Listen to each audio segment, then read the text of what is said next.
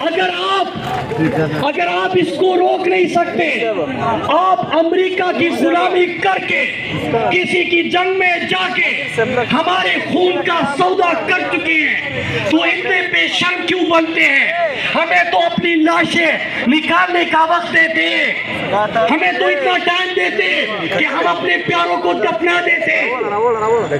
आप तो वही हो ना जिसने कहा था कि अटक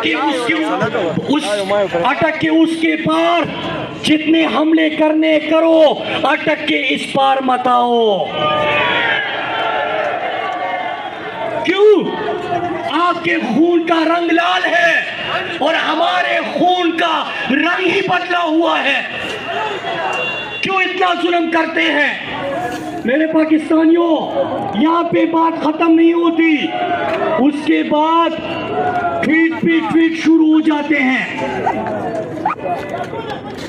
और ट्वीट पे ट्वीट शुरू होके क्या कहा जाता है? ट्वीट पे ट्वीट शुरू की कहा जाता है।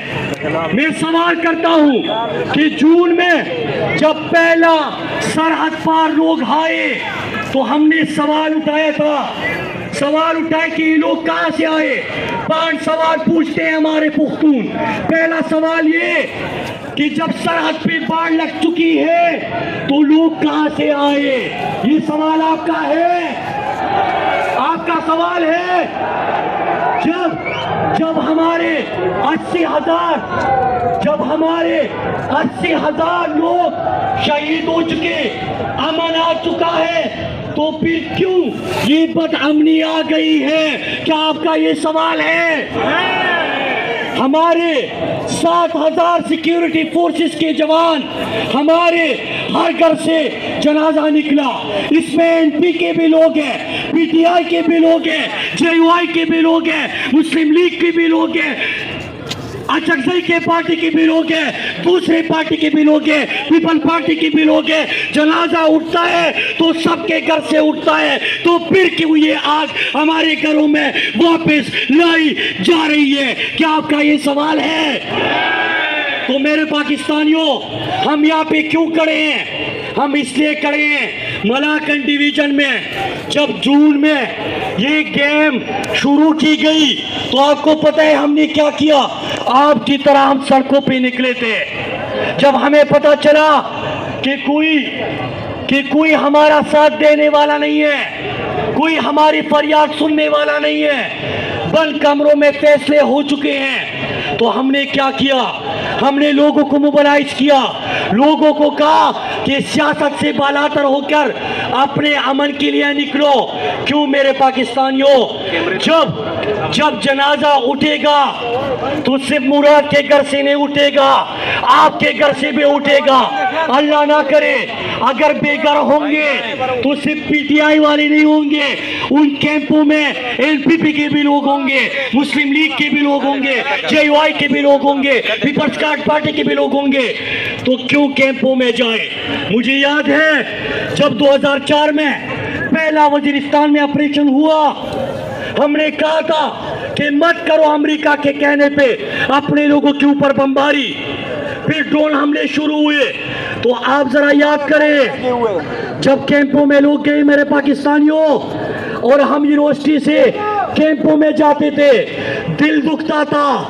हमारे बापर्दा खवातीन कैंपों में जिंदगी गुजारने पे मजबूर हो गए, हमारे गैरतमंद नौजवान कैंपों में जिंदगी गुजारने पे मजबूर हुए, हमारे बुजुर्ग शहरी, हमारे इज्जतदार बुजुर्ग शहरी कैंपों में जिंदगी गुजारने पे मजबूर हुए। और फिर क्या होता था? ट्रक से सामान फेंका जाता था उनके लिए। वो तो गैरतमंद लोग थे। आपने डॉलरों के ऊपर कौम का सौदा किया था, आपने अपना जमीर बेचा था, आपने उन लोगों के ऊपर बमबारी की थी, आपने लोगों को बेघर किया था, उनकी फिर तस्वीर शुरू कर दी।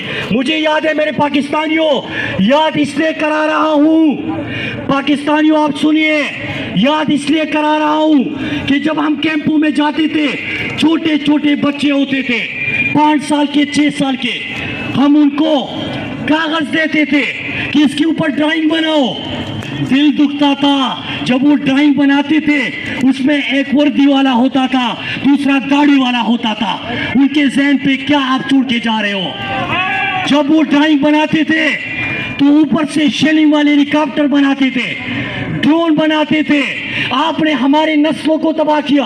उनके ज़हनों पे आपने जंग की, बदअमनी की, दहशतगर्दी की नकोश नकश कर दिए।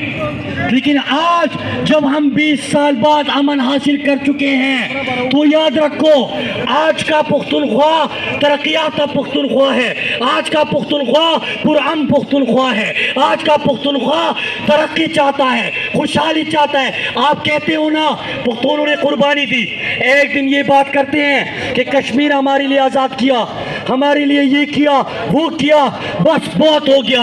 हमें अगर याद रखना है तो जंग में मत याद रखो, हमें अमन में याद रखो।